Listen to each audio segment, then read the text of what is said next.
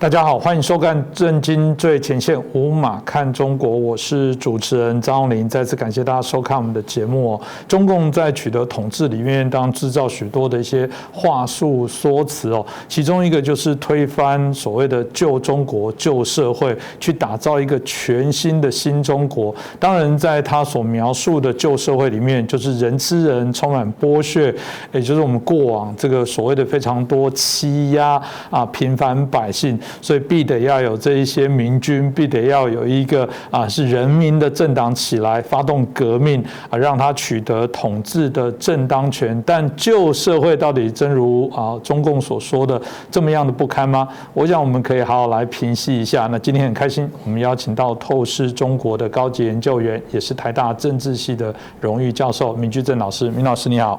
主持人洪林老师好，各位观众朋友们大家好。是老师刚刚提到的这个中国传统的旧社会哦，在中共要取得这个所谓的正统，它的有它的正当性之前，他当然就把它认为说这是很糟糕的，所以才让他必得要推翻。老师，到底这个真的吗？旧社会有这么万恶吗？当然没有那么万恶了。大家都晓得，我们讲过很多次，我们说中共擅长文宣，然后这个也很注重文宣，所以整体来说，它就是它完整的文宣的伎俩。全面抹黑过去呢，才能肯定现在；抹黑过去呢，才能肯定说我革命无罪，造反有理，对不对？然后呢，我推翻的都是坏的，都是万恶的，然后我打造出来都是好的，都是新的。这样说，当然基本上大家心上都有一个喜新厌旧嘛，旧的是不好的、坏的要抛弃的嘛，新的是好的是要打造，然后要迎接、要运用的嘛。所以一方面就分出了新旧，二方面分出什么呢？我们跟他们。我们现在是新社会，我们现在是新中国，我们是什么都是新的好的。他们呢，他们什么都是坏的。就像你刚刚说的，他们谁呢？他们是国民党或者北洋或者满清或者以前，反正他们都是坏的我们都是好的。当把这新旧分出来了，然后把这个你我分出来之后呢，或者把我们他们分出来之后呢，敌我也就分出来了。所以我说中共的基本的一个思路呢，它是以恨为本的，以仇恨为本的。仇恨坦白说呢，当然不是一件好事情，但仇恨比较能够动员人，仇恨比较能团结人。中共充分掌握了人性当中的弱点的部分，所以在文宣方面表现得淋漓尽致。这也难怪过去在这个批斗，他们就是斗争。你看过去我们好几次在谈到，连这个习近平还是就是斗争就要斗争，就他们就是斗争起家，开始分类，然后非你我的部分，很快的就会设定出敌人来打。所以如果从他们的说法，当然到底新旧社会就中共自己所论述的部分，如果现今来做比较，到底他们真的新了什么，旧了什么，有什么不一样呢？如果说你要我用比较简单的话来讲的话，我觉得他们所说的新社会、新时代跟过去旧社会、旧时代，我觉得最大的差异，我觉得可能两个吧。第一个就是在新旧社会当中，人民的自由度有多大，这第一个。第二就是人的尊严。所谓自由，当然它面向很多了，但我们大家可以说，比如说言论跟出版的自由啦，集会跟结社自由啦，然后示威游行的自由啦，然后再来就是宗教信仰的自由啦，当然再来就是人身安全嘛，这属于人的自由、活动的自由。所以大概自由是这几块比较重要，当然还有别的面向，但我觉得这几块比较突出。所以第一呢，就是人的自由度，第二是人的尊严。人的尊严这个东西很难去描绘它，我们可以举出很多的个案。但是我可以用政治学一句话来说，就是政府或者公权力或掌握有公权力之人，会不会把一般老百姓当人看？我们现在在台湾呢，你到什么政府机关办事，政府机关那些人对我们看起来一般来说很客气、很礼貌。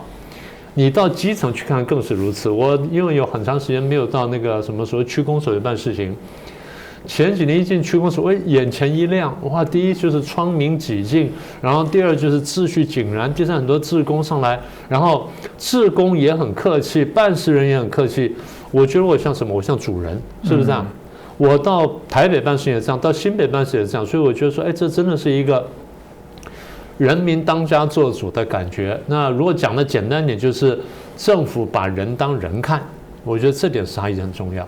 这真的差异很大。其实，在过去台湾也谈到我们最经典的部分了。如果喜欢或者住台湾的朋友知道，过去办公的时候，公务人员是坐在底下，我们是站在那边这样看他。现在后来公务人员的桌子全部是一般桌子躺平，也就是你跟他是平等坐在那边，有时候还要奉个茶，还要请你在旁边坐一下。你这样讲，我还真的感觉到，还真的是不大一样。我觉得这是根本的一些转变了。那我既然老师说我们用几个指标来解读一下到底新旧有什么差别，我们就来谈以前不管新旧，以前针对有关言论自由或出版自由，我觉得这是一个很经典来作为检核的一个标的对，到底他们有什么不一样？我想大概第一个就是看办报纸跟办刊物的这种自由程度哈。那大家都觉得说北洋军阀很霸道啦，北洋军阀很粗鲁啦，动辄杀人哈，其实没有你仔细看北洋军阀杀过多少老百姓，是不是这样？北洋军阀有打仗有内战没有错，你有看到哪个北洋军阀说下乡去屠杀老百姓吗？还真的这种故事非常非常少。这是第一点。第二点就是，你说北洋军阀很粗鲁，北洋军阀对知识分子非常尊重，因为那个时代对知识分子是非常看重的。第二呢，北洋军阀容忍相当程度的社会团体的活动，各位在书里面可以找到，我们将来再讲。然后我先说知识分子部分，大家知道的几个有名的军阀，一个叫段祺瑞吧。段祺瑞是很能干的一个人当时从国外留学回来，当时觉得说这个是个人才，后来果然就在北洋系统里面逐步高升。最早给他一个不是很高的职位，他觉得说这没什么了不起，我不要去后来人家发现这家伙才华很高，所以不断的给他高的位置，他是逐步上升。段祺瑞是一个有名的军阀，大家知道了。他非常强调新闻自由，他毕竟在这个是有点洋墨水的人，然后有点背景的。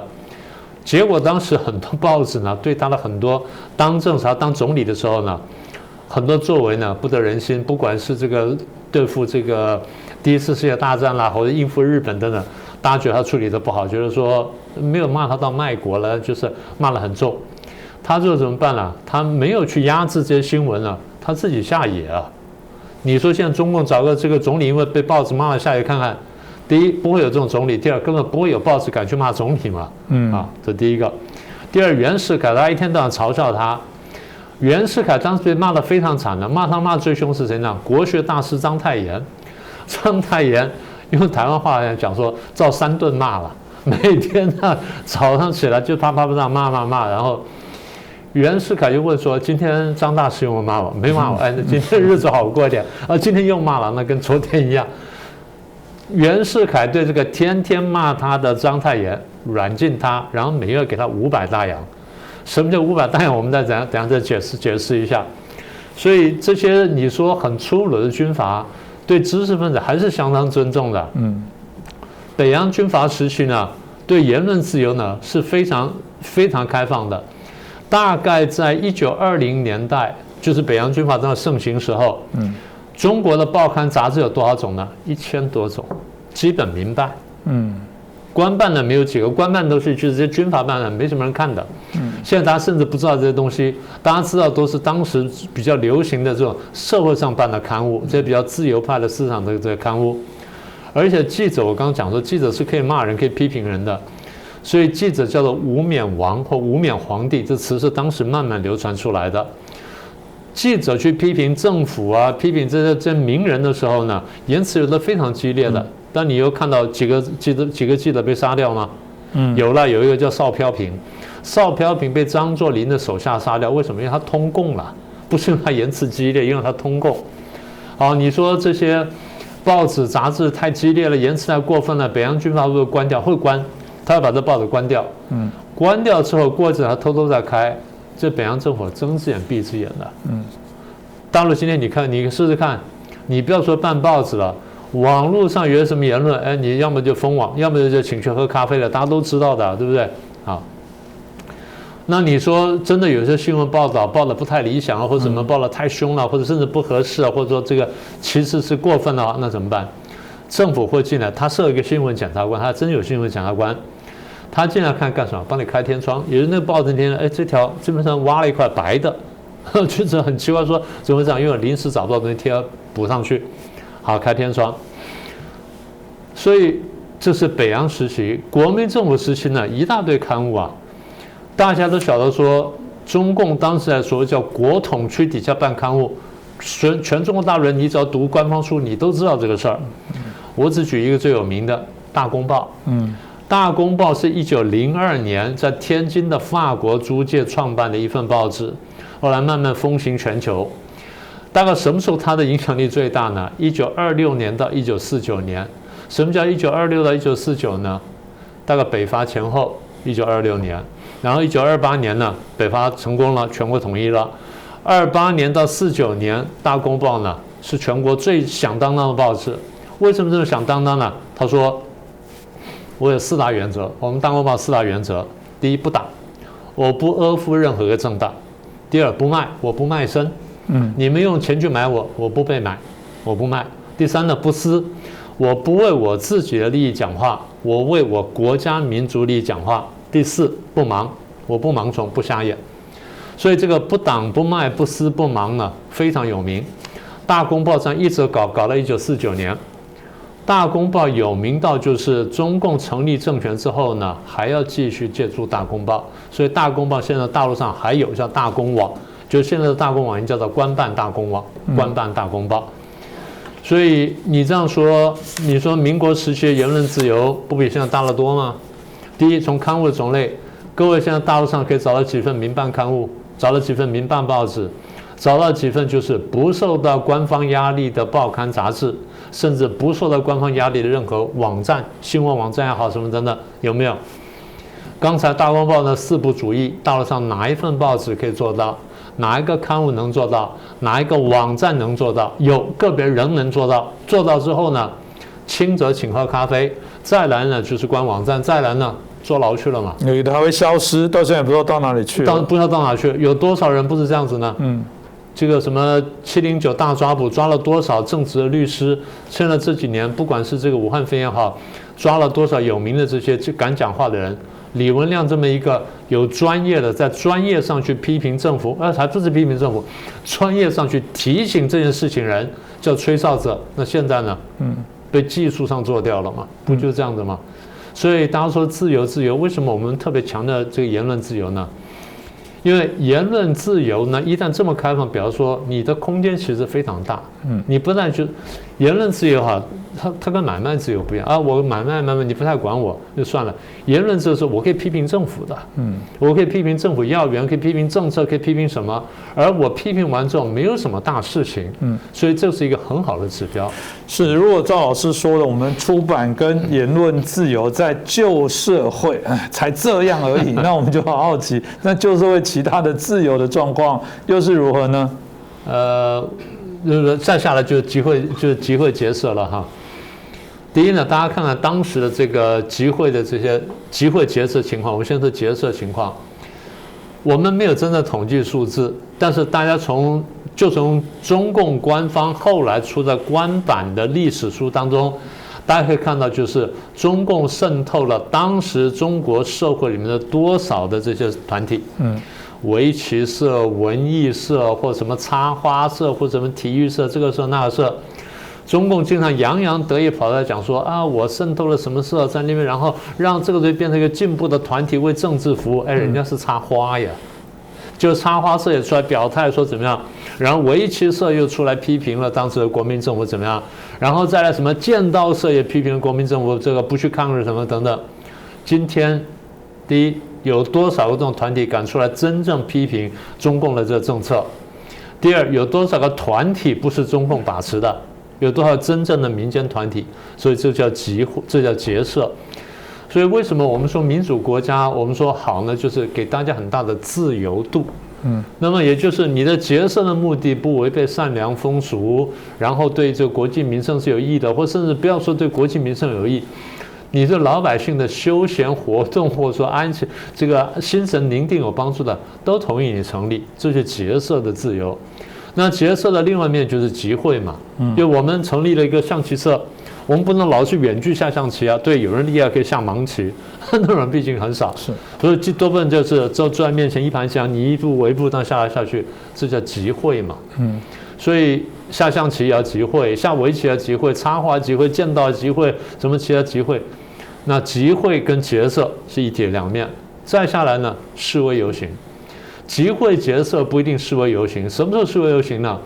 这件事情对我很不公平了，然后呢，我用正常管道没办法表达，譬如说，我到政府去诉愿，然后这个没有得到满意的解决，我到法院去告，然后缓不济急，这怎么办呢？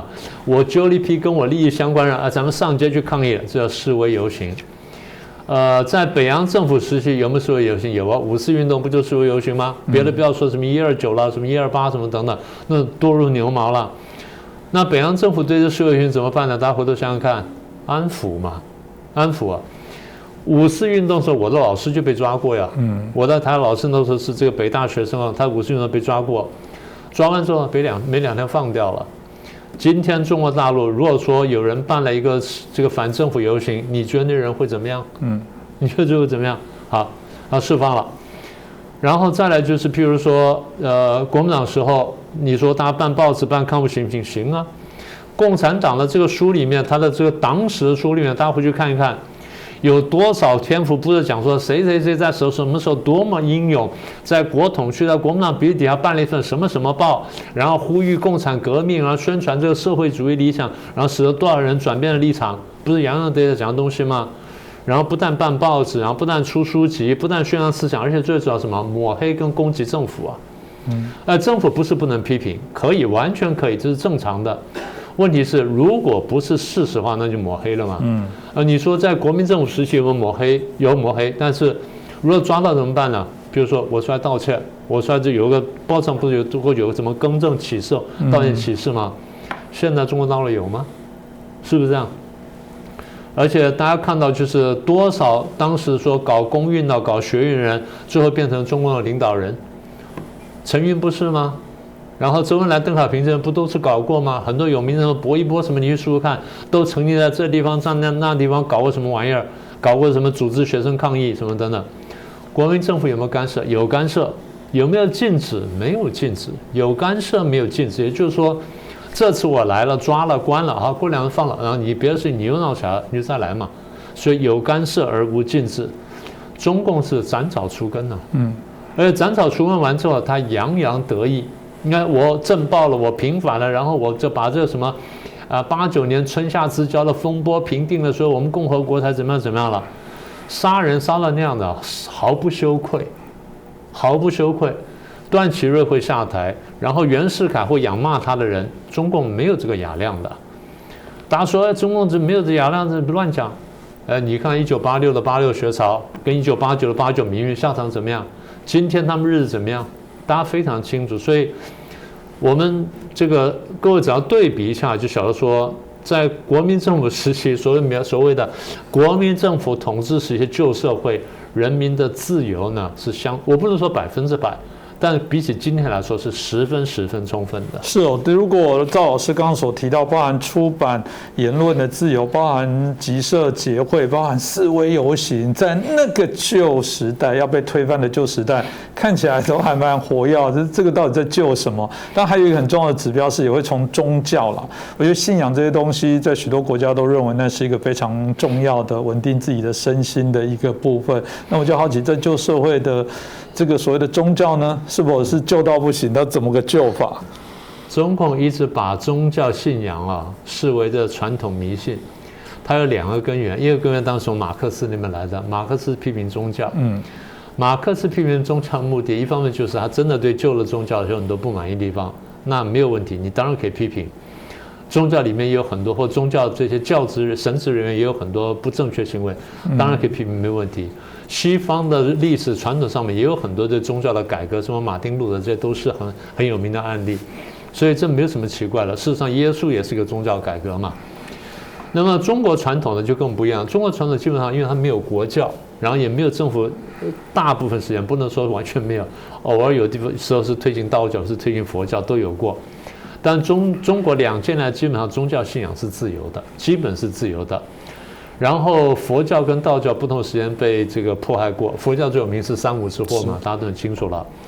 国民政府时候呢，有没有取缔过宗教？有取缔过，真正被取缔很严厉叫一贯道，对，这个你一定很有印象。一贯道呢，就到台湾都还取缔过一段时间，那最后也开放了。所以这个，然后你也没有听说北洋政府有迫害宗教的事情啊，完全没有啊。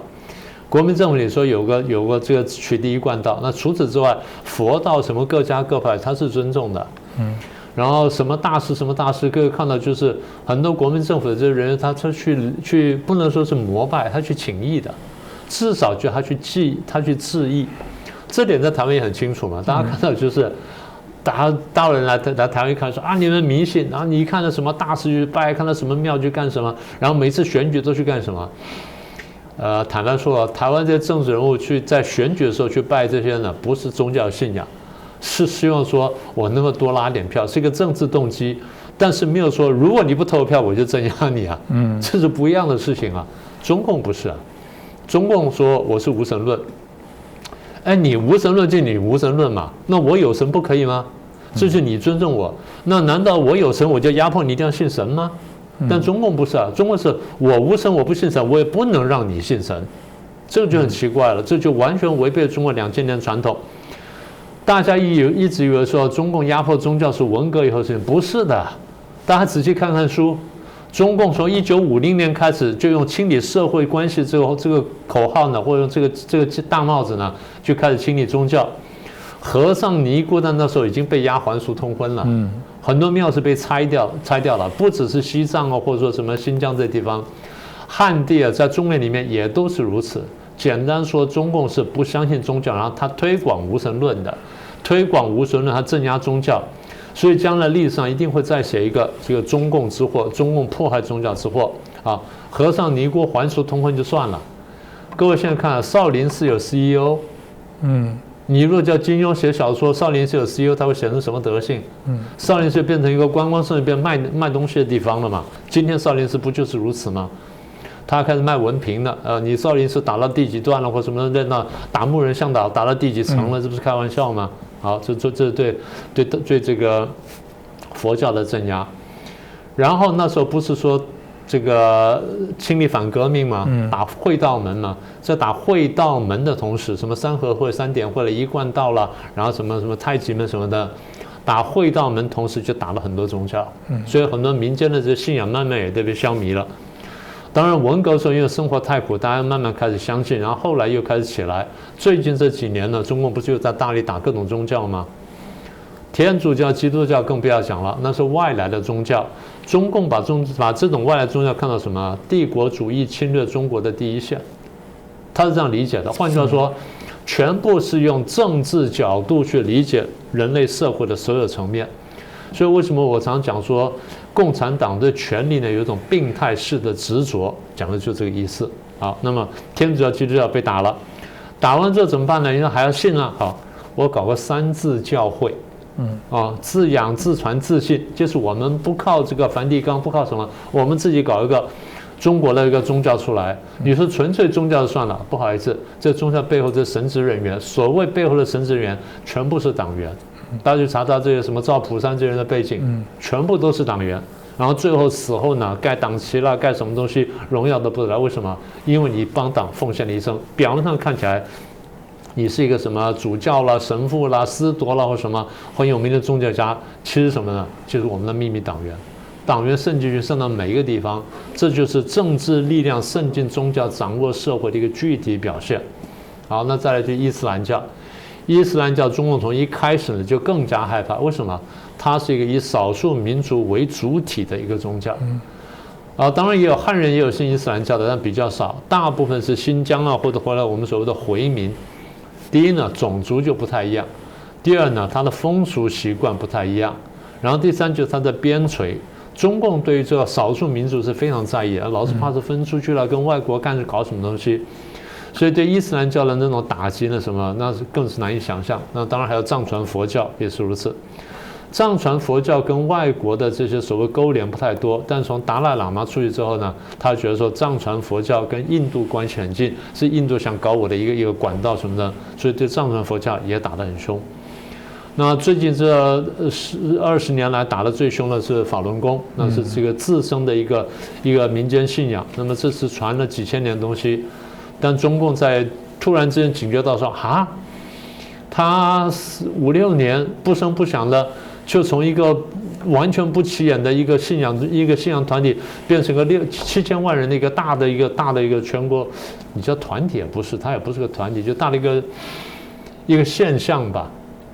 中国人非常担心了，中共说，我从1949年搞到现在，我党员才6600万，你法轮功一下搞了7000万，是可忍孰不可忍。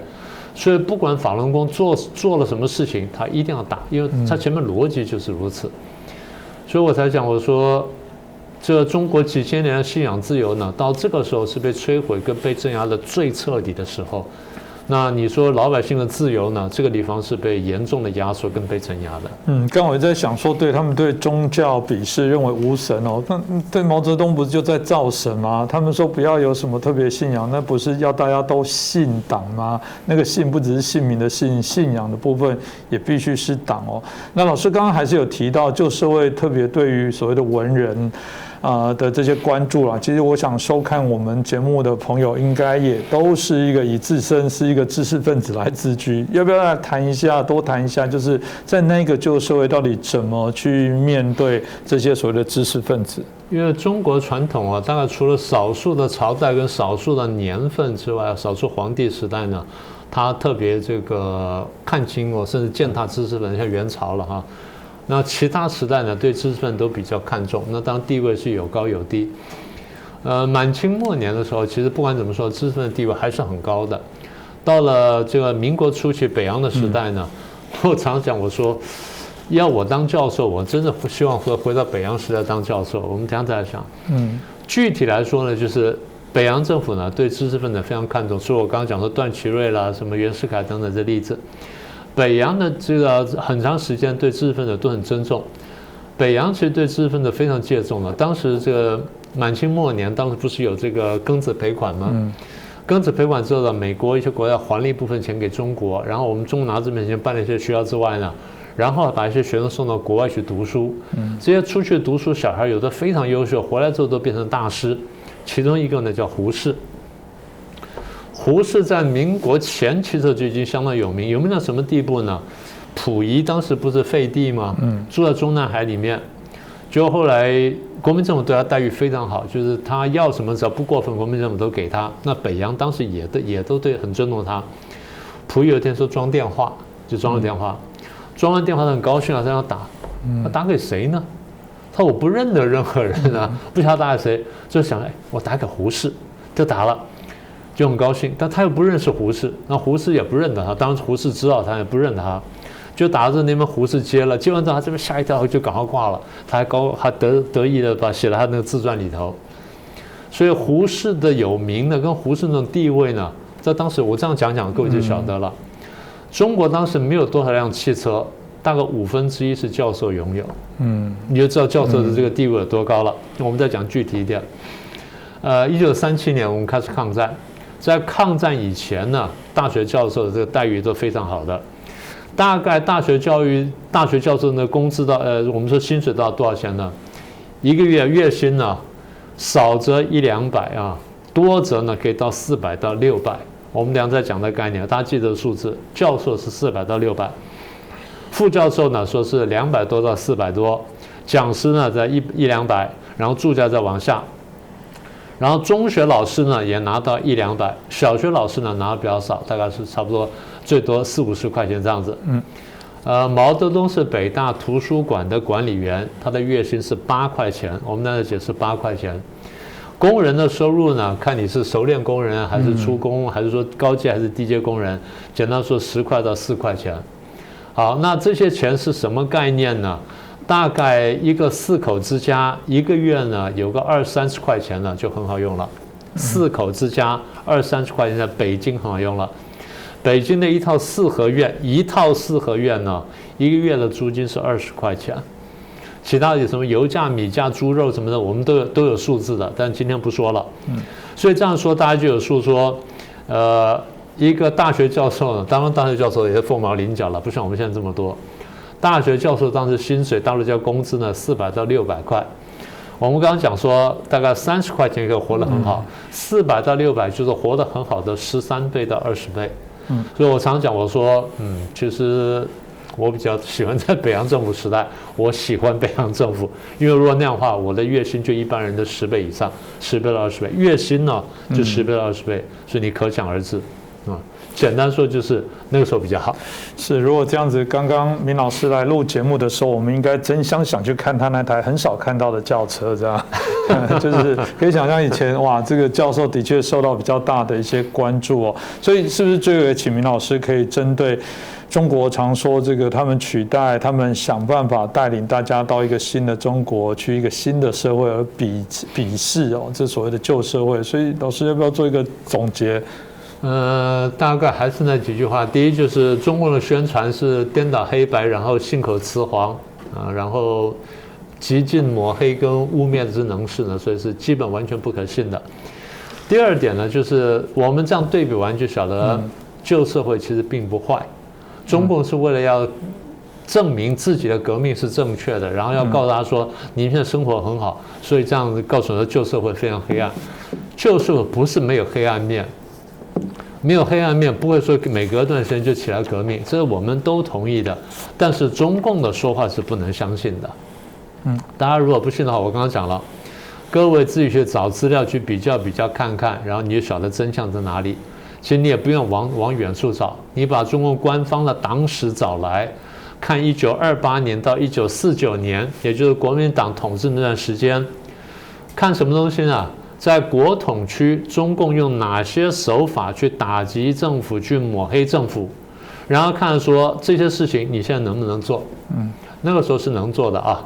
1928年到1949年，你可以组织工会、组织农会，可以自由办报，可以示威游行，可以集会结社，可以骂政府，可以骂什么等等，然后你还不会有事。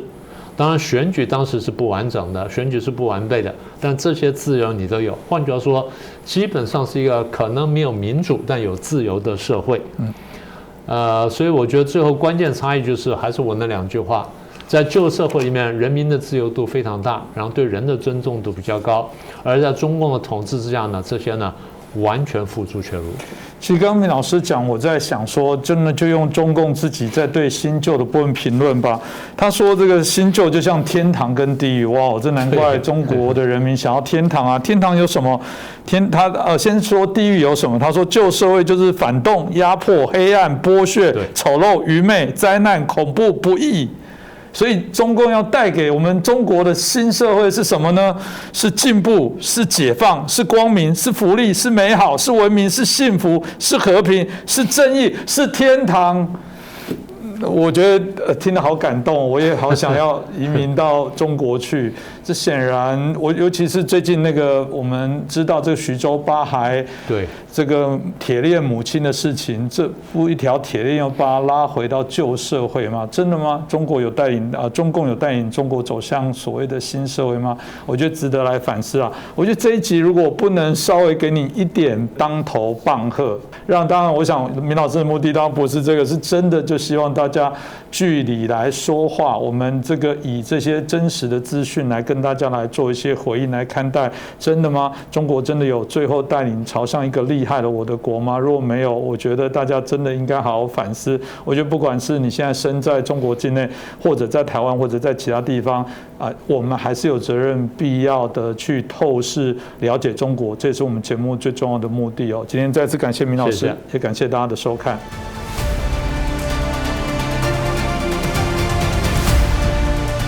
各位震惊最前线的好朋友们，我是主持人张宏林，欢迎订阅我们的频道，也记得打开小铃铛，掌握最新节目通知，让精彩评论不错过，更欢迎留言转传影片。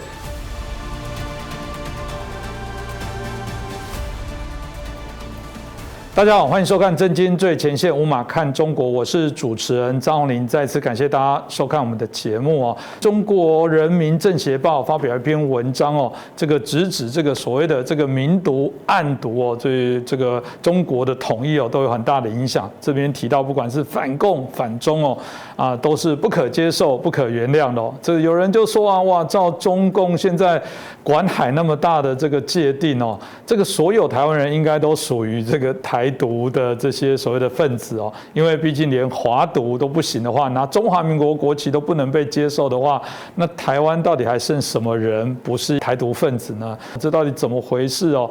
当中共红线这样子不断的限缩之后，到底会产生哪些影响？我想我们今天好来探讨一下。首先介绍的是我们前国大代表黄澎孝大哥。主持人好，大家好。接着我们介绍备役少将于北辰将军。主持人好，大家好。我想一开始就请教一下澎孝大哥啊，因为这个部分所谓的对于华独的打压一直以来都有，那所以从过去什么台独顽固分子名单来批判哦，那当然我们也被点名过，这个澎孝大哥开玩笑他是最标准的这个由暗转明哦，这个的一个非常具有的一个代表，所以大家就很好奇这整个转变，从原来对于直接所谓的对于台湾独立的诉求，到现在他还提出所谓的暗独哦，所以澎孝大哥怎么看这个发展？是的，因为我投入这个反共工作过去我们的国军的心战工作，一直到现在时间非常长。我是在民国68年就是1979年开始投入这个心战工作、反统战工作。那么在那个时候，我记得非常清楚的，就是叶剑英跟邓小平。叶剑英发表了这个所谓的叶9条就对台湾很多承诺这个好，一切都好办只要大家坐下来谈。那邓小平讲得更进一步了他只要坐下来谈，什么都可以谈，包括说国号、国歌都可以谈。你看那个时候这个 range 多大现在呢越来越不能谈甚至于还要你表态你到底这个有没有实际的所谓的反独促统，使得这个整个的统战，大家觉得说，真是今非昔比，或昔非今比怎么会相差这么大呢？我觉得说，这个就我一个长期从事这种反统战工作人来看的话，我觉得基本上这叫一个什么？就是说他们的职能退化。为什么说职能退化呢？在邓小平、叶剑英他们这个老一代的这个中共的领导人，他们真的是经过革命，经过大风大浪所以呢，他们在整个的策略运用上面，他的这个可以有很大的弹性但这也代表说他们在党内是说了算的，所以他才敢做出这么大的弹性的一些承诺但是现在呢，也代表说现在在中共的中央里边负责统战工作的就是政协主席汪洋嘛，对不对？那比方说汪洋已经没有那当年邓小平他们的这种权力、这种威望所以呢，汪洋要怎么样？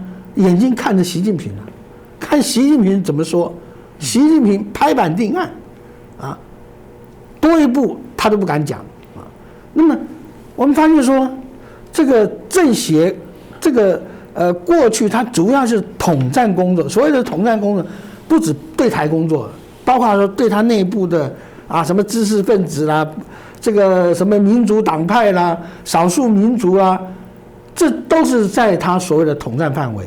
那这些呢，这个只要是知名人士，他们都会把它列入各级的政协里面当然最高级的就是这个中央的全国的政协里面。所以说他做这个工作，政协人家说统战过去这个有一句很有名的话，就是周恩来讲的他说统战就是交朋友就是交朋友讲得很简单嘛，对，就是跟你交朋友。那跟你交朋友，我还挑三拣四的吗？我还说，你这个哪里没洗干净或者哪里头上有颗痣不会嘛，对不对？交朋友就是掏心掏肝掏肺嘛，对不对？那么不管说结果怎么样，但这个过程一定是很人性化很为对方着想啊，然后再慢慢的一步一步的按照所谓的辩证法啊，再把辩证过来。但是呢，你看现在的状况完全不一样。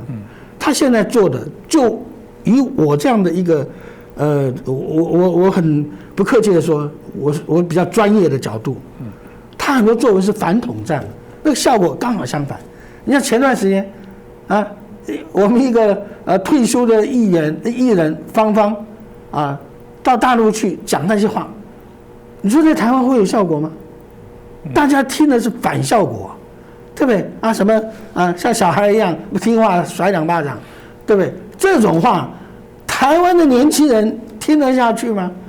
对不对？不要说台湾年轻人了，现在大陆年轻人啊，有哪个父母敢随便甩他们2耳光啊？所以这个完全就是脱离了统战的那个最基本的要素跟原理原则，结果他们把它当做一个这个中央电视台还播放还要对台湾怎么样，完全反效果但为什么？难道他们不知道反效果吗？我认为说他们也知道反效果，因为怎么样？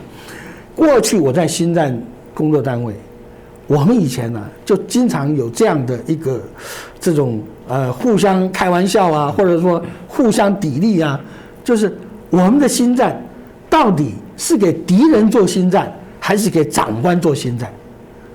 真的，大家都会有官僚主义的问题，对不对？有很多工作你不是真正的在针对敌人怎么样，而是说讨长官欢心，迎合长官的那个看法那实际有没有效果？按照讲，参谋应该是要带着主官，主官要参谋干嘛？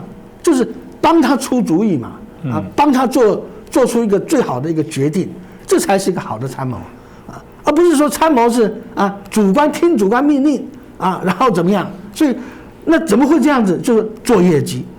OK， 好，所以我们看到最近的这些说法，我觉得都是政协在做业绩，他急于要做出成绩来。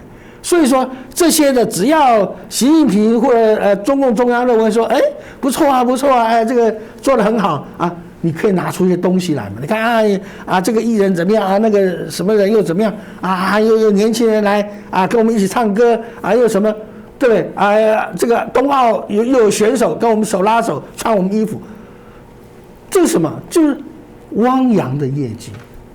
汪洋最主要业绩是对国民党嘛，台湾最大的在野党国民党那么在中共历史上，国共2党是并称的，对不对？所以他如何让国民党能够表态譬如像他找洪秀柱去干嘛这么大张旗鼓让洪秀柱扮演说这个民主协商，但是从中共角度来讲，他就有业绩啦。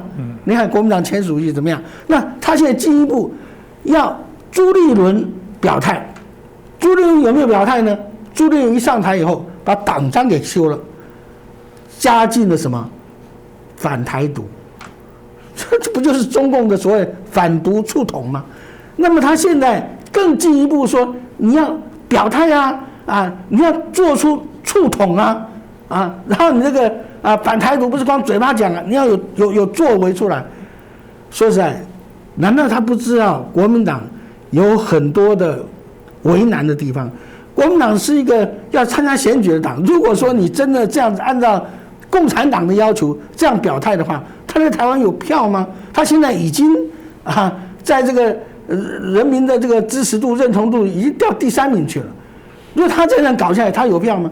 但是站在中共的主管单位立场、政协立场，我不管你，我求你现在有。为什么现在有？因为今年的年底马上召开20大，20大是他的中央权力重新洗牌的一个重要的一个会议。所以在这个重要会议里面，汪洋的年龄还不到退休的年龄所以这个一直有传言说汪洋可能如果习近平没有办法延长任期的话，那有个可能就是习近平挂另外一个名字等于当太上皇，然后让汪洋当总书记，有这么一个说法那么也有人说汪洋也可能说接总理所以说对汪洋来讲，他这个关键时刻，他当然很急着说我要做成绩嘛，所以才会出现这些让人家觉得不可思议的这种所谓的反统战现象。但是呢，我们就站在我们台湾这边来讲，说实在啊，我觉得现在台湾呢，基本上没有什么统独问题了啊。所谓的统，真统有几个？国民党里面现在啊，真统有谁？对不对？除了那一位这个所谓的孙文学校的所谓的校长以外，有哪一个是真统？都是嘴巴讲讲迎合这个老共的胃口你说他们是真统吗？我才不相信。绝大多数都是假统。然后一般的国民党员，你说有没有真的一心向往统一的？我们从历次民调来看，大概都现在都已经掉到个位数以下了，对不对？那么台湾几乎每年的都会做不同的单位会做2、3次以上的所谓统独民调，越来越显示出现在的台湾认同说我就是台湾人的越来越多平均多少呢？60%，而且就年龄层来分布的话，以40岁为一个基线，40岁以下的年龄越轻的越认同我就是台湾人。这个我就是台湾人，就是所谓的台独的基本的这个基础嘛，就所谓的天然独嘛，对不对？那么，但是话又说回来中共自己对于所谓台独的定义也是很混乱的。一方面说蔡英文台独，这个你发现没有？真正的台独，吕秀莲呢这些天天拿蔡英文骂然后呢中共的媒体配合吕秀莲在骂蔡英文所以说到底你怎么回事对不对？那么第二个问题就是说你说民进党是台独，然后你又讲说如果你们触碰台独底线的话我就要怎么样怎么样。那换言之就是说。台湾现在不是台独嘛？如果是台独的话，你早该动手了10几20年前就讲过这个话那为什么？所以连他自己对于所谓台独的定义都含混不清所以只能从反向来讲，只要你不赞成统一的，不赞成统一在中华人民共和国旗号之下，不接受中国共产党领导的。通通都是台独，就像现在他在香港做的一样。香港哪有什么港独那只要说你不跟他们配合的，扣个帽子，你就是港独。你一讲说港独，14亿人都认为说你该杀，对不对？所以台湾问题就是还好我们台湾，对不对？大家都知道我们这个一直是中华民国嘛，对不对？所以对我们来讲，事实上也没有所谓独不独的问题。一直以来，我们就是独立于中华人民共和国之外，所以有人讲说最近好像布林肯又讲了美国不支持台独。美国什么时候说过支持台独各位记不记得前几年有个喜乐岛这个台湾有个喜乐岛政团说要推什么台独公投结果蔡英文。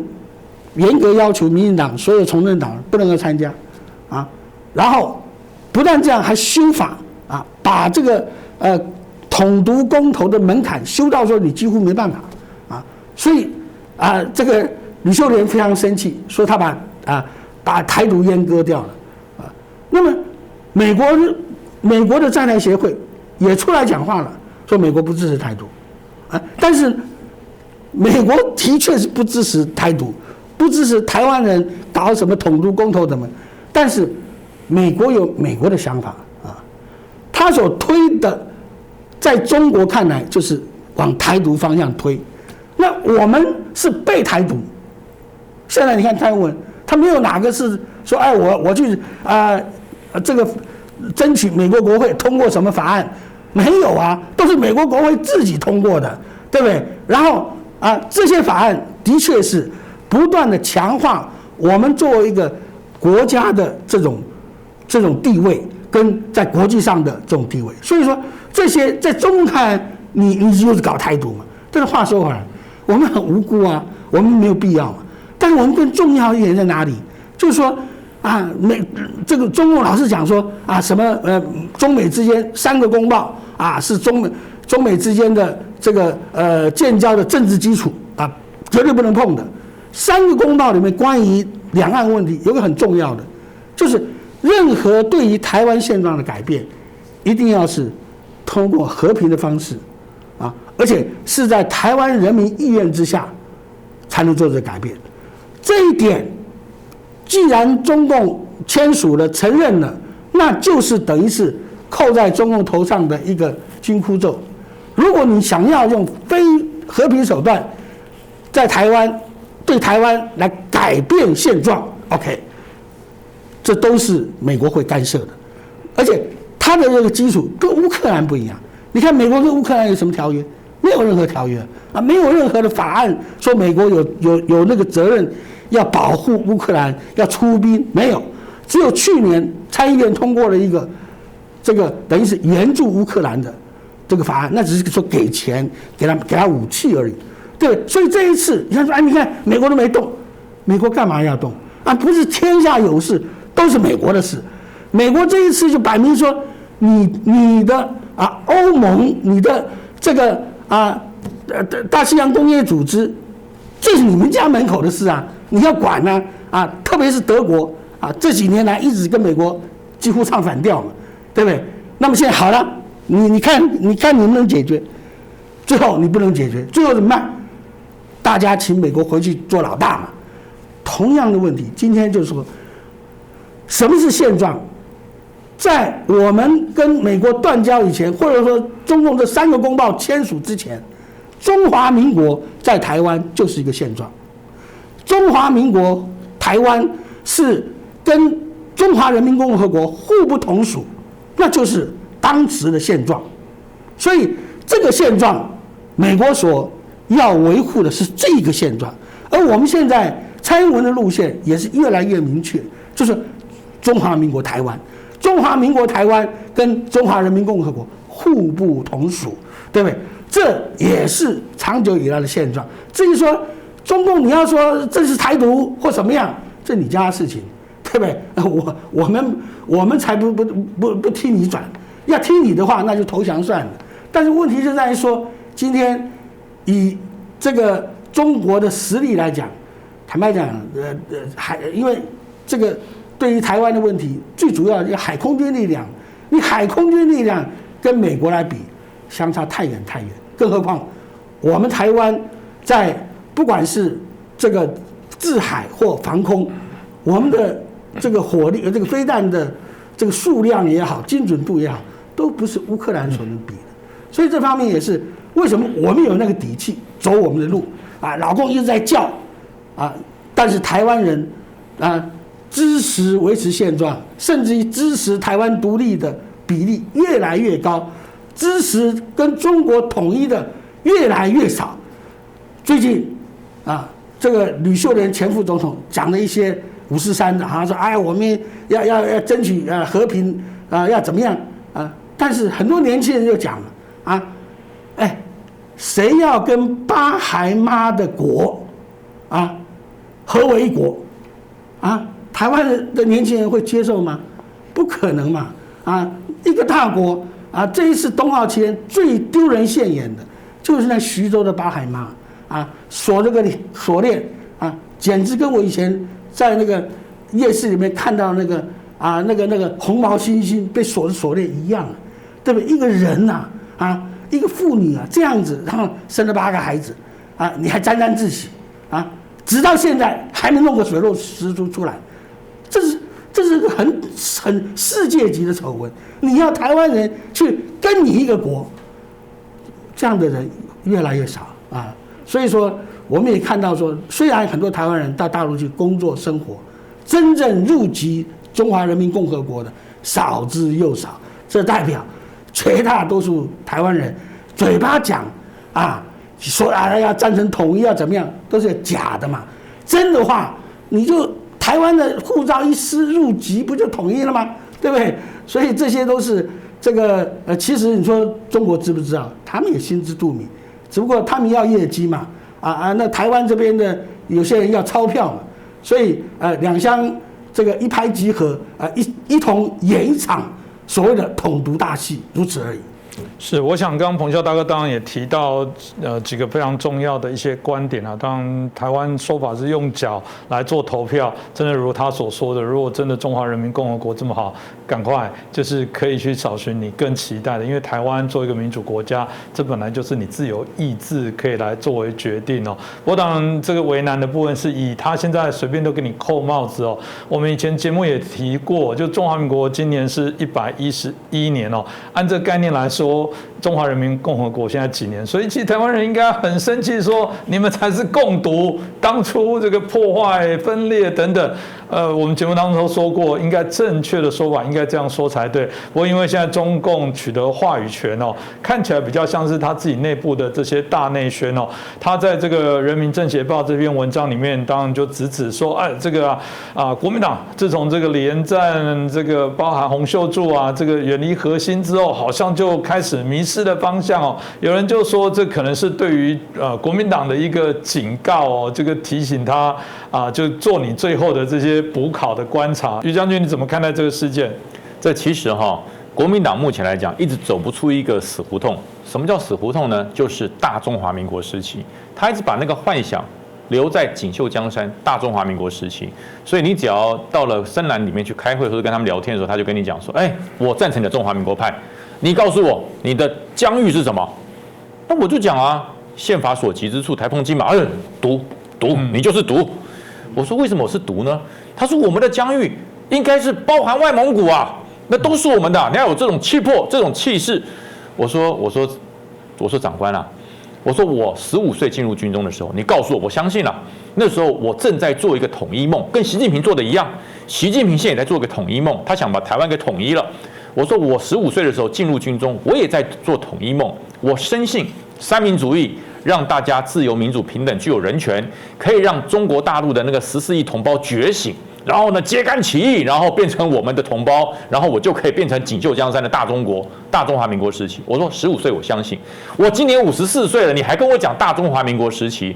我说中华民国建国几年？111年，在台湾几年？进入第73年，所以你大中华民国时期才多久？不过38年的时间，还经过了动乱，经过了抗日这么多的战争，真正让中华民国能够生根发芽，在全世界上你占有一席之地是在哪？是这73年，是在台湾的这73年，它充分的创造了属于中国人的自由、民主跟平等，这是全世界知道的。那你偏偏要去回想那个烽火战乱的38年，那我这样想一想，对他们讲好像有点不公平。为什么？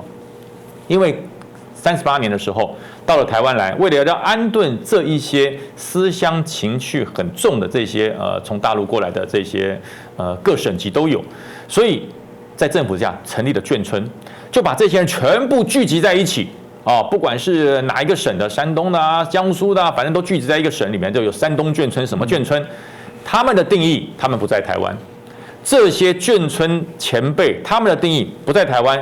进入眷村就是回到山东，进入眷村就是回到江苏，进入眷村我就如站在浙江的土地，所以他们不觉得他们生长在台湾，因为他出门开的门口的老张、老徐都是老乡，讲的是他们的家乡话，吃的是他们家乡菜，谈的是家乡的往事。然后到了除夕夜，大家会有很神秘的动作老家来信了，这是老家的水果好不容易弄到的，这是老家的土产。他们活在中国。虽然生在台湾，他们仍然活在中国。那这些人，他们所教育的第2代、第3代，依然有这种阴影，就是认为我的家在中国，中国才是我的家，这里我是过客。他怎么会经营这块土地呢？他怎么会对这块土地产生情感？怎么会对这块土地奉献生命呢？他不会，他觉得终究有一天我要把我的拿回来。我现在在这里，只是我暂时的家。这个观念当时听起来好像很正常，现在想起来很荒谬。那你这不是吃饭砸锅吗？吃台湾的饭，喝台湾的水，然后把锅砸掉，把瓶子摔破。现在的国家不能接受。现在中华民国2350万人，有谁可以接受这种吃饭砸锅？就跟老共讲的一样你到我中国来赚我中国的钱，砸我中国的锅。那在台湾这群人不是做的同样的道理吗？所以说你要让这些人觉醒，这些人却占了中国国民党里面绝大多数的核心决策人员。他永远认为我们的根在中国，你只要放弃了中国，放弃了统一，你就是台独。那我就告诉他们很多我的想法。我说我算正蓝吧？哎，他说曾经是，都说曾经是。我说我叫觉醒蓝，我醒过来了，我醒过来了。我15岁的时候曾经相信你们告诉我的三民主义可以统一中国。我认为三民主义可以让中国人过得好，可是统一中国终究是个梦，我们做不到。现在人家不统一你就不错了，你还统一人家，那不是做大梦吗？那你认同统一，你不就是认同被习近平统吗？被共产主义统吗？对不对？你不可能用三民主义去统一中国，那是不可能达成的梦。但是我们至少可以做一个属于我们自己的梦，就是用三民主义，用民主、自由、人权，让生长在台湾的这2350万人过得真正的自由的生活、人权的生活。这我做得到，我做得到，那不叫梦，叫理想。但是你想要做而做不到，那叫做梦。习近平在做梦，国民党这群人也在做梦。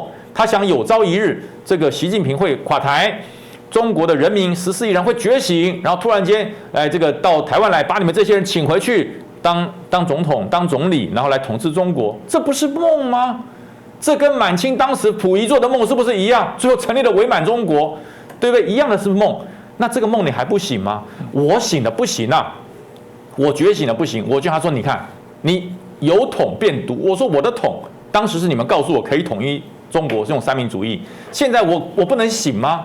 我说现在不止我醒，台独有部分的人士也醒。当时的台独是为什么？因为你不可能推翻中国国民党的政府嘛，谁敢推倒两蒋政权啊？谁敢跟蒋公挑战啊？那挑战要杀头的，谁敢挑战？所以他们开始就想，我要独立，我要把你这个外来政权赶走。可到了现在为止，现在总统是谁？当今总统是蔡英文啊，下任总统说不定还是他们做啊，他们还独什么？中华民国已经是属于2350万人的独立国家，他还独什么？他已经做到了。他已经完成了，所以台独的人也醒了。所以为什么台独的越来越少，反而是现在还鼓吹台独那种深绿、祖母绿、超级绿、翡翠绿的人，中共反而称赞他。你看他都在打蔡英文，蔡英文有在讲独吗？蔡英文正在做一件事，他正在融合2350万人的思想，他正在融合2350万人对台澎金马的认同，他正在融合我们的凝聚力。这件融合对于中国来说可怕。太可怕了，因为中国如果它的境内没有像这个卢甘斯克、像乌克兰的卢甘斯克、像顿内茨克这种分离主义者强势到要独立成一个区域、独立成一个小国家，它如果没有这么强烈的组织在台湾内部来推动，中国怎么统战？它不能统战，所以它现在想要复制乌克兰。包含卢甘斯克、包含顿内茨克这种独立分离的组织，想在台湾里面让它变大，让它变得更大。那之前有没有想培育？有啊，统促党不是吗？后来发现不成气候嘛，没有作为嘛，开始寄望新党，发现新党也没有作为嘛。那怎么办呢？现在连国民党他都不太指望，因为他发现国民党的内部有超过70%的人是不赞成统一的。70%哦，这么多哦。那大家说，那国民党不是有救？对，有救了，当然有救。问题是那30%的人却掌握了绝对的权力。国民党30%赞成那个统一大梦，赞成回到锦绣江山的人，却占了国民党绝对的统一的权利。谁？洪秀柱啊，连战啊，马英九啊，这些不是主张和平吗？他的和平就是被统，他的和平就是被统。那真正这些年轻人觉醒，你现在去问那些4亿元40岁左右的4亿元，他都跟你讲，他将军，我的想法跟你是一样的啦。我是中华民国坚持台澎金马。我说，那你开党代表大会，为什么你不讲？我讲了会被炮轰。我讲了，下次就不要想选党代表了。我讲了以后，我可能连议员提名都没有。我说有证明吗？他说将军，你就是最好的证明嘛。他说我就是最好的证明。我说你们要有勇气，因为。我们属于台湾这块土地，我们吃台湾这块土地，受台湾的恩惠，这是事实啊，没有人会否认。40岁以上的有谁在跟留大陆啊？40岁以下的人有哪个人对于大陆有感情？我54岁都没有了，40岁人会有。我们的感情在台湾，我们的感情在属于2350万人，所以他们就一直在想说，哎呀，你口口声声就是2350万，你把14亿人放在哪里？我说14亿人不再像1949年那样民心向背，期盼你中华民国发光发热，然后来照耀全大陆。我说那是1949年到1955年之间的感觉，之后没有啦。现在习近平做的是什么？叫14亿人的骄傲，他要做中国梦。他要中国要压过美国，他中国要成为世界的龙头，他中国不再受人欺负，他哪把你台湾的2350万人放在眼中，他永远把你当成他统一的障碍，他要扫除而扩清之，这是他的历史使命。然后你还去唱和他，你还去跟他唱这个河头酒，那不是脑袋有问题吗？所以我说这一次，突然间中国共产党这个地方，你说这个负责统战的单位，他为什么急了？他为什么急了？因为他发现，他不但以前做统战是要统战台湾的2350万人，他现在做的统战是要对内的14亿人交代。就说你这个政协连个台湾都搞不定，那你这个政协主席还有什么本事？所以他就开始呢说，好，你看我敢跟中国国民党这些暗毒的人宣战，我点出你暗毒，他为什么要点出来呢？寒蝉效应。让这些40岁以下的年轻从政的国民党，让这些不曾被中国共产党统战的这些人害怕。你看陈以信都被点，你看林维洲都被点了，你们是什么小虾米？你们是什么角色？你出来我就按死你！他就是要这样做。那所以呢，陈以信就怕了嘛，马上就说我是中华民国派，我反对台独。我请问你，人家批你暗独，跟你中华民国派有什么关系？中华民国派在共产党在政协的眼中就是毒，叫华独，那也是毒。不管华独、台独、暗独，对于他就是毒。只要你不反蔡英文，你不要去颠覆这个现在的中华民国政府，只要你没有颠覆中华民国政府，你支持现在的中华民国政府的，都叫做毒。这就是政协啊。那政协对内获得了广大的支持啊，否则怎么会失落的小鸽子啊？怎么会有这个黄玉婷滑冰事件啊？怎么会有他还跟人家手牵手在这个冰道上说，我似乎回到了主场？这是对谁统战？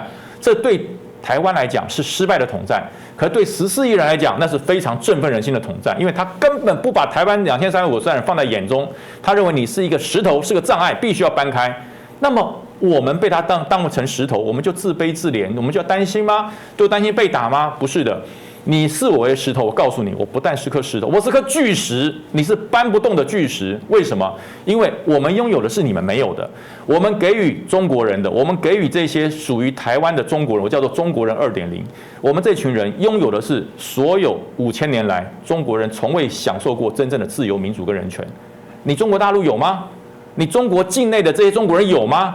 你14亿人有了财富，你有了土地，你的尊严跟人权是不能画上等号的。没有人权的尊严，那叫什么？那叫做恶霸。没有人权的尊严叫恶霸。那个人权是属于谁？是属于习近平的，是属于少数的统治者的。所以我说，国民党你现在在台湾这个政坛里面，为什么你越来越差？很多人说他变成第2在野党，不是变第3，他的好感度被时代力量超过了。国民党的好感度居然被时代力量超过，是垫底的。你再不努力，你被激进党超过了。所以国民党你还不觉醒吗？所以说陈以信获得的暗毒，他应该是当成一个勋章一样别在胸前。太棒了，这表示我捍卫中华民国，我是真正的中华民国派，所以才会被政协列为暗毒。你应该是当成勋章，然后到台南去，你告诉台南的乡民说，台南市民。我虽然是国民党，可是我支持台南，我支持中华民国，我反对共产党，我反对中国的恶霸。国民党才有希望嘛？那朱立伦觉醒，他想觉醒，可是不敢觉醒。他已经醒了，你知道吗？可他故意窝在棉被里不起床，他不能醒过来。他知道，如果再向统派势力靠拢，中国国民党就亡了。可是他不敢起床，因为他起床很冷，像这2天天气很冷，他棉被一掀，外面好冷哦，他宁可留在那个温柔乡，留在那个被窝里面，继续享受余温啊。所以他就继续拖着，再拖下去，国民党的气数已尽啊。因为民进党现在正在做一件事，他把国内包含了统，包含了独，然后用中间最大的力量把这2派人士往中间拉，这是民进党现在正在做的。那国民党你能不能做？你当然可以做啊！你做起来比民进党还有号召性，可是你选择了不做，你选择了排斥，那你就放任让民进党的势力越来越大，你就越来越小。可是你小呢，你不是向中间的选民靠拢，而是向对岸的14亿人靠拢。你又不是要选对岸的这个代表国家领导人，你这样做对你有好处吗？在国民党心想，我不管，我过了今天再说，明天的事跟我无关。因为2022之后谁当主席还不知道，2022之后如果没有办法拿到了国民党参选总统的门票，说句实话，那国民党灭了又如何？这就是国民党员，国民党这些高层的领导人，没有一个人在乎中国国民党的死活，更没有人在乎中国国民党会不会继续续存，他只在乎当下的他能得到什么，他只在得当下的他还能从中华民国里面获得什么利益。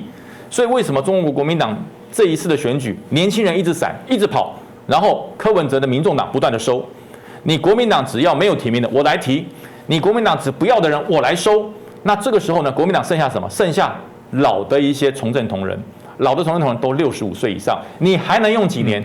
在5年后，这些人都70岁了，加上现在已经70岁的人，国民党在全国各地议会就可以成为一个5府千岁进香团啊，都是老人家在里面。老人家不是不好，老人家你要想得要传承，我要把我的这个执政的经验，把我执政的这个所有的成绩，我要找一个适当的、好的培养个年轻人交给你，培养你，让这个党才能永续经营嘛。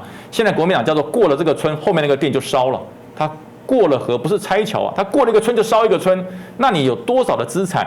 你有多少的这个信任度？你让你这样子耗，所以这个朱立伦完全就已经受不了炸锅啦。他连在党内共事营，那都是党工哦，去参加的都是党工，都当场呛他说：主席，你不要讲那么多，你对2024有没有什么指望？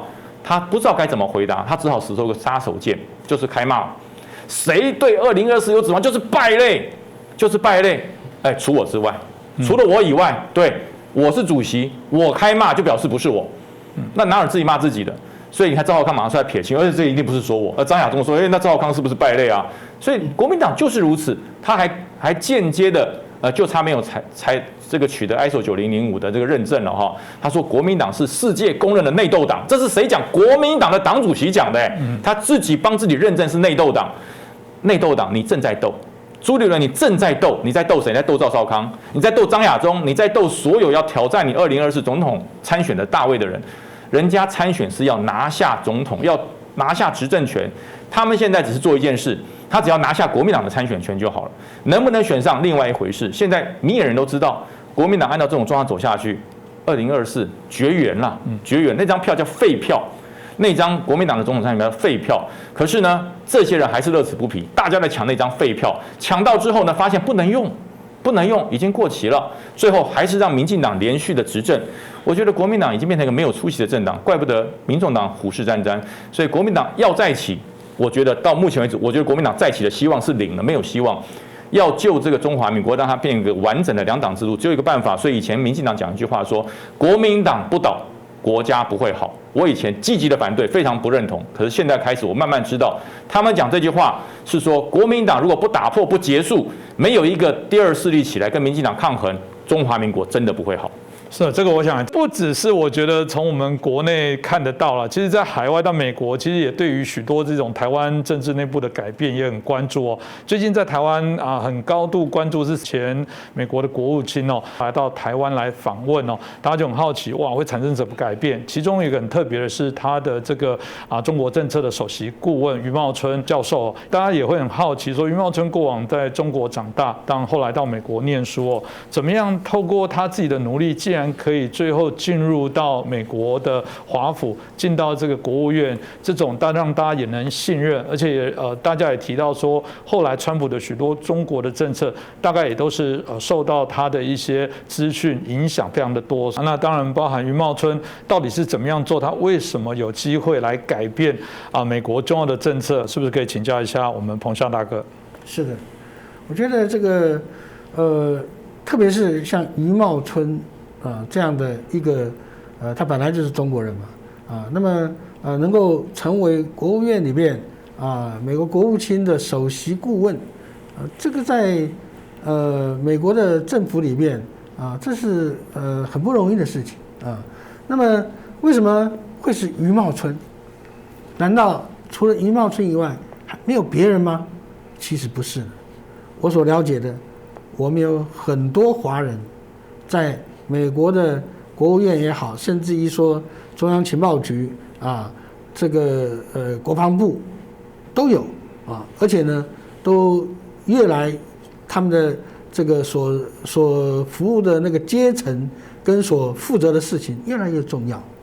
为什么会这样子呢？其实美国的这个几十年来的政策，就受到一些所谓的左派的学者的影响。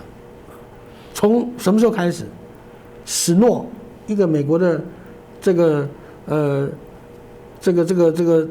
记者啊，他写了一本《红星照耀中国》啊，那么他到延安去访问啊，那他把毛泽东跟他讲的，周恩来跟他讲的，朱德跟他讲的，哎呀原来中国共产党不是美国人印象中的那种苏维埃这个苏联式的共产党，而是一个土地革命者、土地改革者啊，是新民主主义者。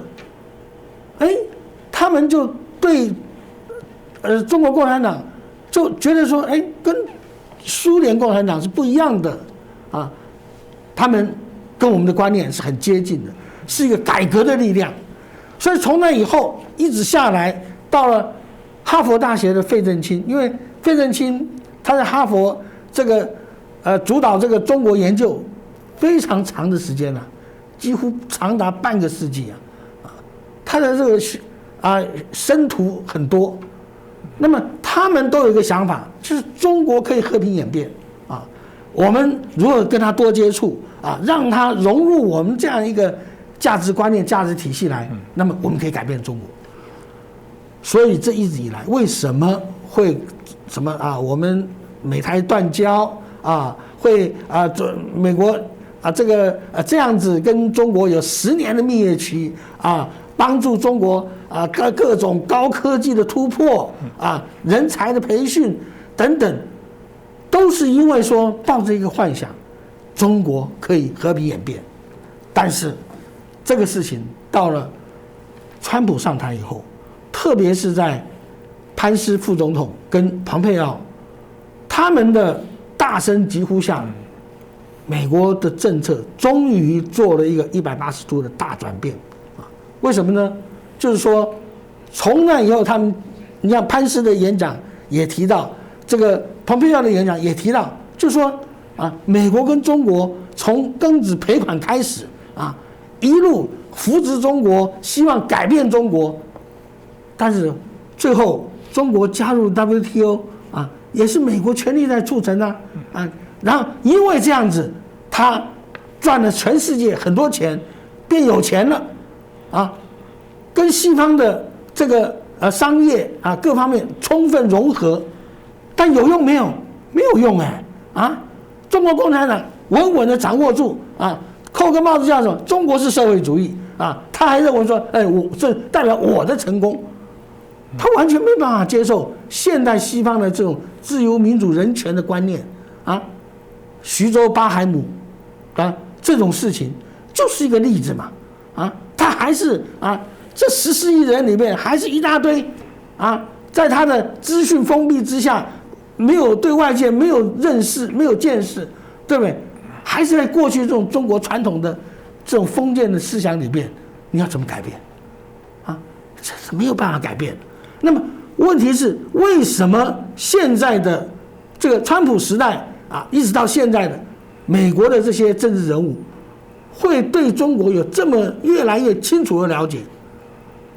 原来就是有余茂春这些人从旁协助，因为了解中国最深的不就是中国人吗？那么这些像余茂春这样的中国人提供的讯息、提供的意见，让他们采用以后，果然是打到中共的要害特别是说中共非中国，把中国共产党跟中国人民区分开来反共而不反中，这些都是余茂春这样的人所能想到的，所能提出来的。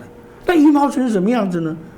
他在中国是个学霸他曾经是高考状元那么南开大学这个也是中国数一数二的大学，对不对？毕业以后到美国留学，然后像他这样在80、90年代非常非常多啊。那么他们这些人到了美国以后，真的是啊脑洞大开啊，突然之间发现说哦，很多事情都不是中国讲的那个样子，对不对啊？突然之间发现说人可以怎么样子过生活，突然之间发现说哦，原来自由是什么样子，对，所以这些事情使得说这些中国人他们觉得说我要好好的啊来发挥力量，来让美国人了解中国共产党是怎么回事。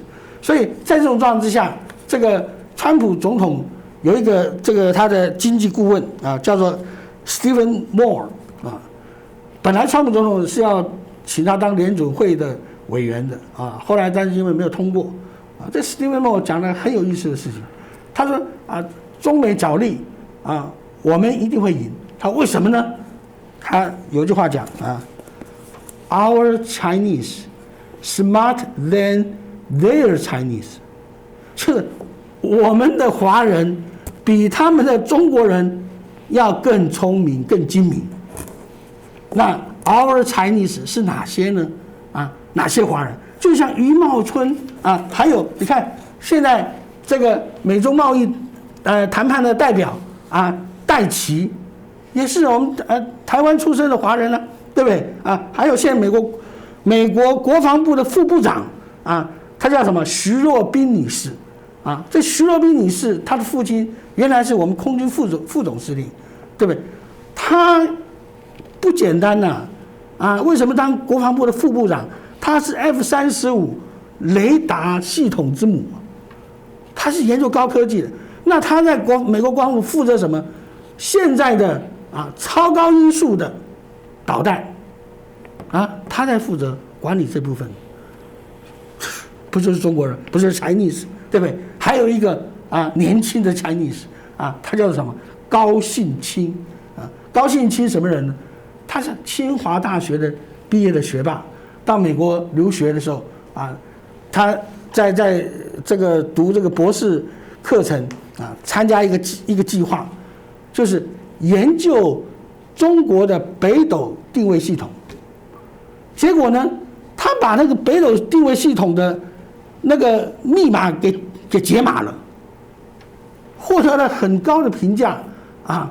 那么但是不幸的是，他的父亲是辽宁省公安厅的副厅长，马上被免职了啊。但是说实在诸如此类不胜枚举啊。有很多华裔或者说很多原来的中国人到美国以后，他们反而能发挥所长，而且他们给美国政府、给美国各部门的很多建议，撕开了这层面纱，让美国的一些政府的决策人员直面到中国的真相。所以说，看到为什么从川普以后，整个美国对华政策大转向，就是因为他们了解了，对于中共不能够再心存幻想而且他们所认识的只有枪杆子出政权。换言之，就是说，只有不断的强化我们的武力，强化我们的军事实力，才能够遏制他们的各种野心。所以这就是为什么这个 Stephen Moore 会讲这个话的原因在这里。因为美国是个开放的国家，是一个民主融合的国家，它让很多的华人能够到美国去的华人，本身在华人圈里面，他就是很多都是学霸嘛，都是很会念书的，都很聪明的人才能够留学到美国去。所以这些人在美国，他们发挥所长，而且成为最了解中共、最了解中国的这样一批生力军，成为目前美国跟中共在角力的时候最有力的帮手。当回到蓬佩奥这次来，所以大家就很关注说，蓬佩奥来了之后，到底对美中台这三方各自可能会产生什么样的一些效益哦？所以于将军怎么看待他来之后可能产生的这些变化？当然美国的国务卿，即使他是卸任退休的国务卿，对于美国来讲，美国的政务官或是相关的这些官员来台，就绝对不是像我们想象的一般来找工作的，或是要来谋职的，或者是找温暖。其实不是，美国是泱泱大国，他不做这种小事。可是呢，中国那个地方就用了很多方式，包含用了很多从台湾过去的名嘴啊，就讲说，你看过气政客无处取暖，在选战上战败到台湾来取暖，台湾有一票会是投给他的吗？就算他下次要选总统，台湾有一票是他的吗？台湾一票都没有，台湾只能选台湾我们中华民国的总统，选不了美国的总统，所以他就用这种方式来调侃。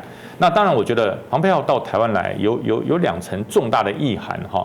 第一个就是他要看一看从川普时代那种所谓的抗中保台，对于台湾第一岛链的这种重视的程度到底有没有问题？我觉得他因为他是退休官员，他能来，现任的不能来啊，所以他来看一看，了解一下。